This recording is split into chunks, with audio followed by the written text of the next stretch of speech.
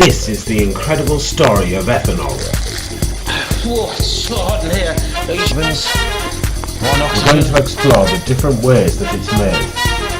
Water in it. This is the remarkable story of ethanol.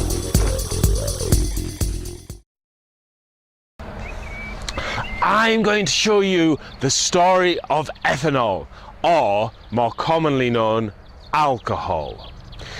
It's a fascinating story, at times breathtaking, and it all starts here in an ordinary field of barley. This stuff, it's amazing. You plant the seed and it just grows each year, every year. The seed grows every year, year in, year out. Look at it, just look at it. Amazing. Scientists have a word for this. They call it renewable.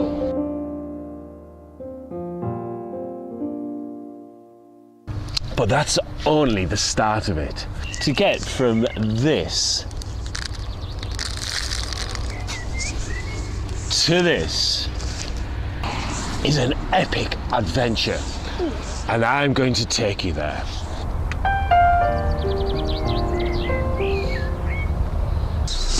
For thousands of years, people around the globe have been making alcohol out of, well, whatever they can get their hands on.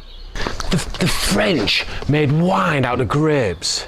Irish people made moonshine out of potatoes. In Indonesia, they use coconuts. They leave them out in trees and they ferment overnight. And of course, the British make beer. Let's take a look at just how they do this. The art of making beer by fermentation of sugars is really rather easy. So easy, I'll quote from this Victorian text which sets out just how straightforward it is. The yeast is a bully of a microorganism, a furious breeder with a huge appetite. It is also man's best friend, for add it to your boiled barley, wait a mere 7 days, and lo, you shall be in possession of the finest ale. And that's it. It's so easy. I mean, look around you at the equipment that's here. Barrels, water, barley, yeast, that's it. But for some, having to wait for another batch of beer proved too difficult. Cleopatra is said to have executed her head brewer during a party for simply not being able to make another batch of beer quickly enough. Personally, I think it's worth the wait. It's staggering to think that all this is about one simple molecule, the molecule ethanol. A couple of carbons, one oxygen, filled up with hydrogens.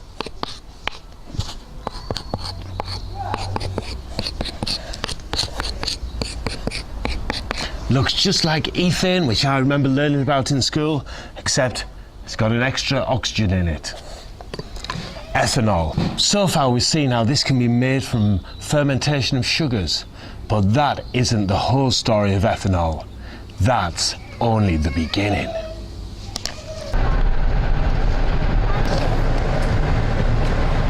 Nowadays, alcohol is used as a solvent, but even more amazing, it's starting to be used as a replacement for petrol.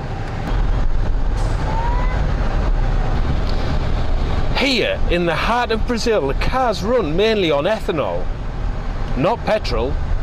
But you can't use the ethanol produced from fermentation.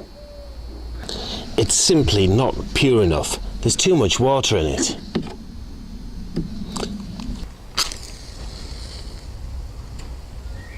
Nothing. No good as a fuel. Too impure. Pure ethanol, on the other hand, though, just a few drops.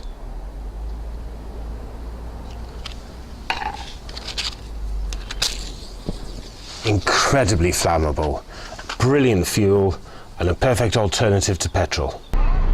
A new method of producing ethanol was needed, one that could produce pure ethanol, and for this it requires some pretty sophisticated chemistry. I don't know if you can fully appreciate the scale of this industrial chemical plant.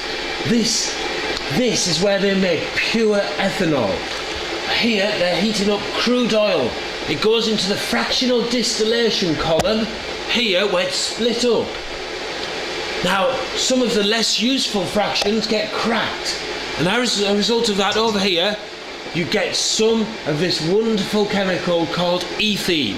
Now, if you look closely, you might just be able to see some ethene. Oh, look, here's some. We've got some ethene coming out here. Notice the characteristic double bond of the ethene. There it is. Wonderful, amazing, isn't it? It's incredibly hot in here. Now, what happens next is the ethene passes up and is reacted with water. Here's a water molecule. Now, this takes a bit of doing, so they need a chemical, a catalyst called phosphoric acid. It just helps it all react. This reacts with this, and as you can see, I'll show you. Whoa, it's so hot in here. Now, it opens up, and look, what we're going to get is, it's ethanol. We've made ethanol again. We're back to where we were with fermentation, but this time we're making pure ethanol. There's none of that water stuff around and flavourings and none of that nice beer stuff, but you've got this incredibly pure product, ethanol, and you can make it continuously. It just keeps on running and running and running. Once you bought all this stuff, and that must cost millions, but once you bought it all, it runs and runs and runs, producing you ethanol, ethanol and more ethanol. It's amazing to see a chemical plant like this running at full operation, producing tons and tons of ethanol every day. It's just such a shame that what it all comes from is crude oil over here. So this process, brilliant as it is, has only got a limited lifespan. It's going to run out eventually, the crude oil, and then we won't be able to make it this way. Back to fermentation then. It's funny, the new way of making alcohol is so fast, it's continuous, it's efficient, and it also makes an incredibly pure product. But I can't help thinking that I prefer the old way. Fermentation may be a slow batch process, making impure alcohol, but all you need, a little bit of seed in the sunshine, and you make an impure product, so what? But it tastes better. Oh, delicious.